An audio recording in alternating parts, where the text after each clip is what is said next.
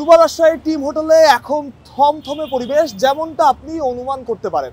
দুর্বা রাজশাহী ক্রিকেটাররা টাকা পাননি। অনেক ক্রিকেটারকে আমরা দেখেছি হোটেলের বাইরে কারো কারো মুখে মাস্ক পরা এবং কারো কারো মুখে তালা। যেমন ইজাজ আহমেদকে আমরা জিজ্ঞেস করেছিলাম টাকার ব্যাপারে আপনার সাথে কথা বলতে চাই, কিন্তু ইজাজ আহমেদ আসলে কথাটা বলেননি, কারণ তার কথা বলার আসলে জায়গাও এখানে নেই। তবুও আমাদের পেশাদারিত্বের খাতিরে তাকে জিজ্ঞেস করে ইয়াসির রাব্বি যখন বেরিয়েছে তার সাথে কথা বলার চেষ্টা করা হয়েছে, কিন্তু প্রচুর দর্শক ছিল, প্রচুর ক্রাউডের কারণে আসলে সেটাও সম্ভব হয়নি। তবে সবচেয়ে খারাপ ব্যাপার যেটা, সবচেয়ে বাজে সংবাদ যেটা, যে সংবাদটা আমরা শুনছি সেটা হচ্ছে অনেক ক্রিকেটার বিভিন্ন সূত্র মারফত, বিভিন্ন গুঞ্জন, অনেক ক্রিকেটার যারা টাকা পাননি তারা নাকি চলে যেতে চান এবং অনেক ক্রিকেটারকে বলেছেন তারা আর ক্রিকেট খেলতে বিপিএল খেলতে বাংলাদেশে আসবেন না।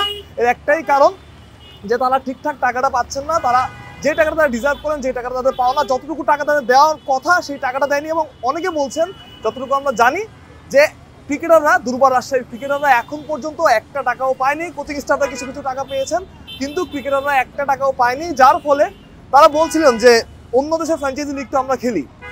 আমরা যতটুকু শুনেছি যে অন্য দেশের ফ্র্যাঞ্চাইজি লিগ তো আমরা খেলি, ক্রিকেটারদের কাছেই বলেছেন।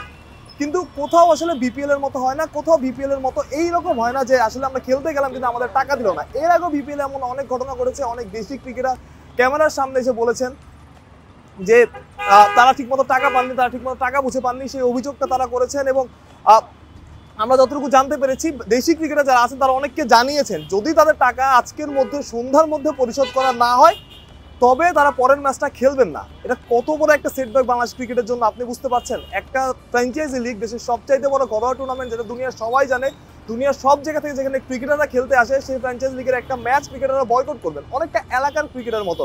দরকার হলো, পছন্দ হলো না কমিটির খেলা, আমরা গেলাম না, ম্যাচটা ওয়াক ওভার পেয়ে গেল অন্য একটা দল, ঠিক অনেকটা ওই রকম। কিন্তু বাস্তবতা হচ্ছে এমন একটা ঘটনার মুখোমুখি বাংলাদেশ ক্রিকেট, আরো আদতে বললে বিপিএল। এবং আজকে কিছুক্ষণের মধ্যে ফারুক আহমেদ আসবেন এবং তার কাছেই ব্যাপারটা পৌঁছে গেছে যতটুকু আমরা জানি, অর্থাৎ গুটি এখন ফারুক আহমেদের কোর্টে। ফারুক আহমেদ এসে তাদের সাথে কথা বলবেন হয়তোবা এবং সিদ্ধান্ত নেবেন কি করা যায় এবং ক্রিকেটারদের পাওনা বুঝিয়ে দেওয়ার ব্যাপারেও আমি মনে করি তিনি যথেষ্ট ভূমিকা পালন করবেন, কারণ ফারুক আহমেদকে আমরা যতটুকু চিনি তিনি এই কাজটা করে থাকেন। কিন্তু ব্যাপারটা আসলে ফারুক আহমেদ পর্যন্ত গড়ানোই বড় সমস্যা, বড় ব্যাপার। ক্রিকেটাররা কেন টাকা পাবে না? ক্রিকেটাররা মাঠে খেলবেন, জিতবেন, হারবেন, কিন্তু তাদের পারিশ্রমিক তো ঠিকমতো বুঝে পাবেন, এমনটাই আসলে হওয়ার কথা ছিল।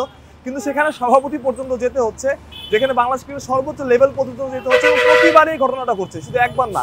এবং এমন ফ্র্যাঞ্চাইজি আসলে আমার মনে হয় যখন ফ্র্যাঞ্চাইজিগুলোকে দলগুলো দেওয়া হয় তখনই আসলে ব্যাপারগুলো ক্লিয়ার করা প্রয়োজন। কোন ফ্র্যাঞ্চাইজিকে আমরা কিভাবে দলটা দিব, কোন ফ্র্যাঞ্চাইজির সাথে আমরা চুক্তিটা কিরকম হবে, বা কোন ফ্র্যাঞ্চাইজি ঠিকমতো টাকা দিবে, এরকম অহেতুকভাবে দল নেওয়া দরকার। বিপিএল দল কম খেলবে, তাই না?